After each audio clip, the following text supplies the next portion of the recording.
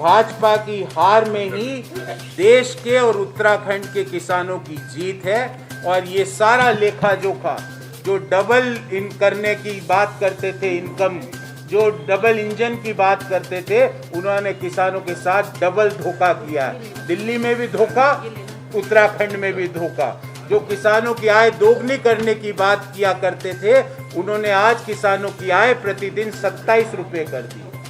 तो इस संदर्भ में आपके कोई सवाल हो तो मैं उसका उत्तर देने का प्रश्न कर। जी,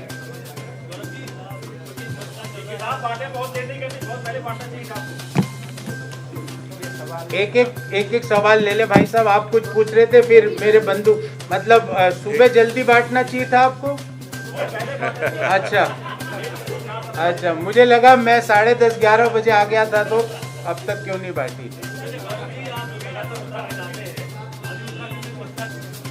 मैं इसका उत्तर जरूर देंगे, मोहन प्रकाश जी इसका विस्तार से उत्तर देंगे।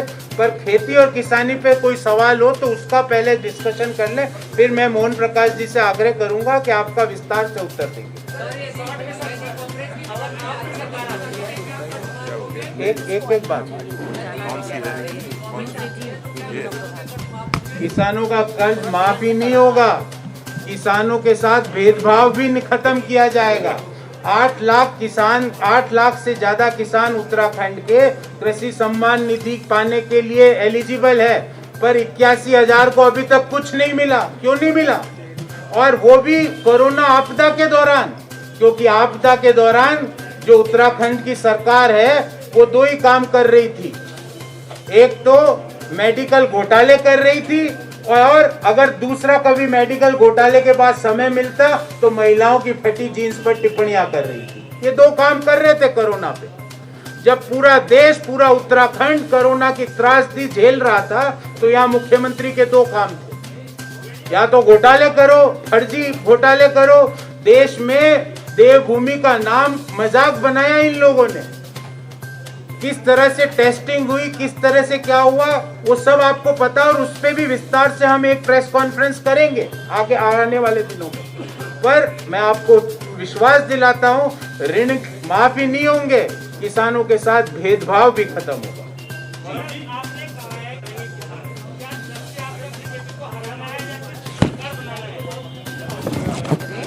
इसमें आप इसमें कंफ्यूज ना हो। सरकार भी बनेगी और भारतीय जनता पार्टी, पता नहीं भारतीय जनता पार्टी इलेक्शन भी लड़ रही है कि नहीं, मुझे नहीं पता, ना लगता है यहाँ उत्तराखंड के लोगों को।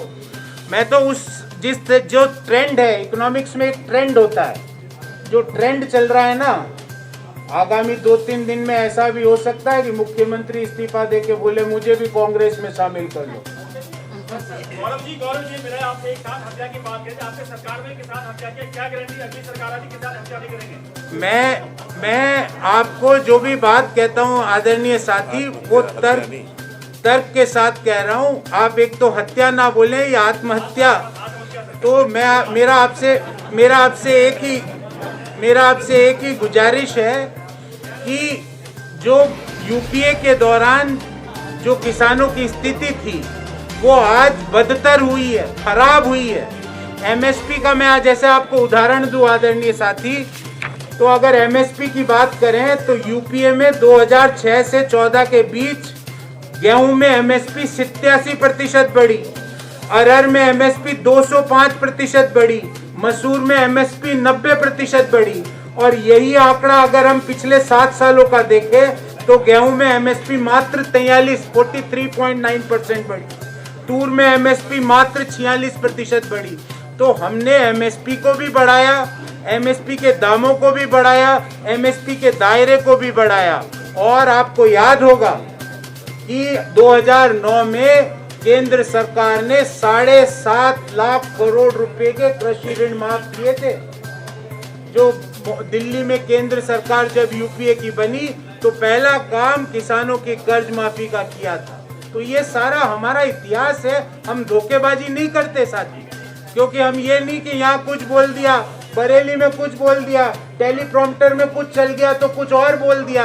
ये टेलीप्रॉम्प्टर वाली राजनीति नहीं है कांग्रेस में, ये दिल की राजनीति है।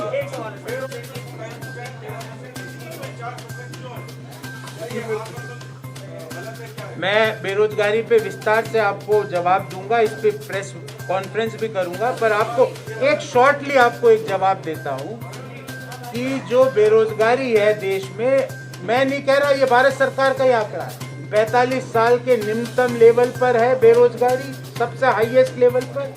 नंबर 2, जितने भी 4 चुनावी राज्य है, अभी 5 है, जो 4 का आंकड़ा CMI ने अभी कुछ दिनों पूर्व जारी किया था, पंजाब, उत्तराखंड, उत्तर प्रदेश और गोवा। सबसे बुरी स्थिति डबल इंजन वालों की धुआं छोड़ू सरकारों में है। पंजाब में बेरोजगारी की उतनी खराब स्थिति नहीं है जितना धुआं छोड़ू सरकार उत्तराखंड की कर रही है, जितनी दूसरी धुआं छोड़ू सरकार गोवा में कर रही है, और तीसरी जितनी धुआं छोड़ू सरकार उत्तर प्रदेश में कर रही है। तो कहने का अर्थ यह है कि जो बेरोजगारी की जो समस्या है उसका मूल कारण है आर्थिक कुप्रबंधन और निर्णय, और जिस तरह से भारत सरकार और राज्य की सरकारें काम कर रही है उसका नतीजा ये हुआ कि जो बेरोजगारी की दर देश में 2011-12 में 2% थी, वो आज लगातार 7% से ऊपर बनी हुई। एक करके खड़े हो। देखिए एक आदरणीय साथी एक पॉइंट पे जवाब दें। इन्होंने बड़ा इंपॉर्टेंट सवाल पूछा उत्तर प्रदेश में, और यहाँ पे भी आएगा हमारा घोषणा पत्र, और वो घोषणा पत्र हमारे लिए शपथ पत्र है, वो हमारी शपथ है।